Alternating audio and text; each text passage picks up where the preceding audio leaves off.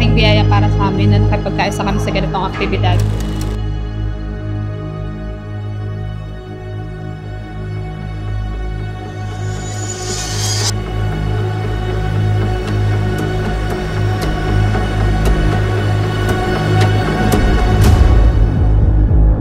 Proud po akong may tungkulin sapagkat kabahagi po ko ng pamamahala sa ganitong espesyal at natatanging aktibidad para po sa ika-110th anniversary ng Iglesia ni Cristo.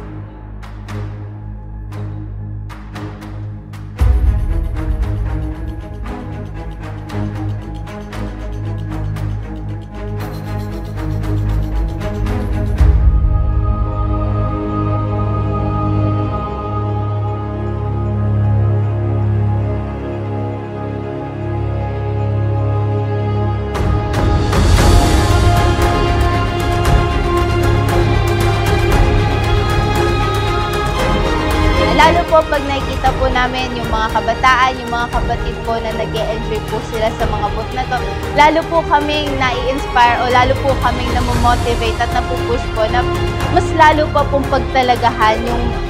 iniatang po na at ipinagkatiwalang tungkulin po sa amin na sa mga susunod pa pong mga aktibidad, mas lalo pa po namin pag-iigihan at pagtatalagahan ito pong aming tungkulin.